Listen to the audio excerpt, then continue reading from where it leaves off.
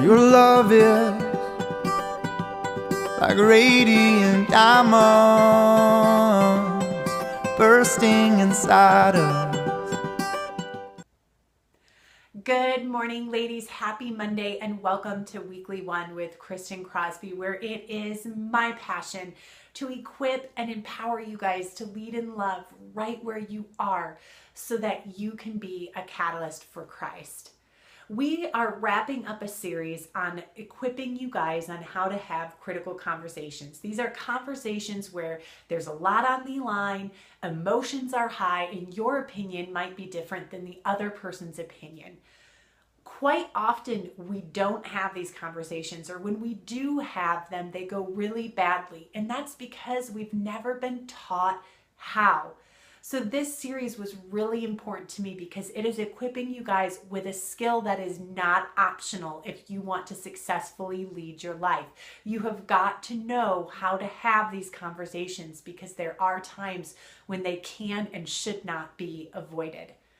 This week, I wanted to wrap this up by reading through with you guys an example of a critical conversation that happens in the Bible.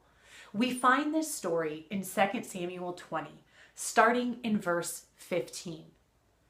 All the troops with Joab came and besieged Sheba and Abel Beth-Mecca.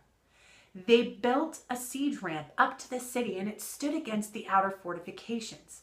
While they were battering the wall to bring it down, a wise woman called from the city, "Listen, listen. Tell Joab to come here so I can speak to him." He went toward her and she asked, "Are you Joab?" "I am," he answered. And she said, "Listen to what your servant has to say." "I am listening," he said. She continued, "Long ago, they used to say, 'Get your answers at Abel,' and that settled it. We are the peaceful and the faithful in Israel. You are trying to destroy a city that is a mother in Israel. Why do you want to swallow up the Lord's inheritance?" "Far be it from me," Joab replied. "Far be it from me to swallow up or destroy. That is not the case. A man named Sheba, son of Bichri, from the hill country of Ephraim, has lifted up his hand against the king, against David. Hand over this one man, and I'll withdraw from the city." The woman said to Joab, "His head will be thrown to you from the wall." Then the woman went to all the people with her wise advice. And they cut off the head of Sheba, son of Bichri, and threw it to Joab. So he sounded the trumpet, and his men dispersed from the city, each returning to his home. And Joab went back to the king in Jerusalem. Let's take a closer look and dissect this passage just a little bit, because this is a perfect example of a critical conversation. There was a lot on the line. The city could be destroyed. Tensions were high, and clearly their opinions were different. The woman wanted to protect her city, and Joab appeared to want to destroy the city. So all of the makings of a critical conversation. Note in verse 16, it says, "A wise woman called from the city." You guys, she had already spent time pausing, praying, and pondering. She was wise. She had taken those 3 P's into account. Note how it starts off.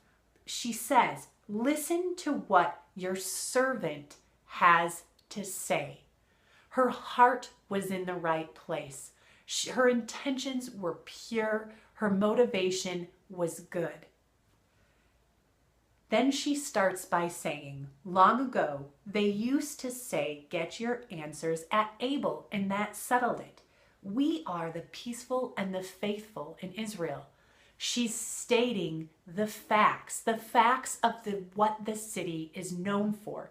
She then moves on to say, "You are trying to destroy a city that is a mother in Israel." She's sharing her story. Her perspective was that he was trying to destroy this beautiful, wonderful city.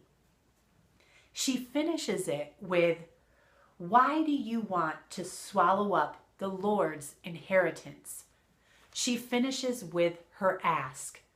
She stated the facts, told her story, and then asked, inviting the other person into dialogue. And Joab does enter into dialogue with her. He states his path and says, that's not at all what I'm trying to do. And together they reach a conclusion that saves the city. You guys, this is such a beautiful, amazing example of a critical conversation where the tensions were high, emotions were high, there was a lot on the line, and there were differing opinions. But by using this laid out mechanism, these few steps that we've walked through, they successfully navigated the conversation. You guys, next week we're going to be moving into something new, but I hope that this has been a skill that you will use over and over again in your life and that it will bless you. Thanks for your time, and I hope you guys have an awesome week. I'll see you next week. Bye. God of mercy, see love of mine, I have surrendered to your design.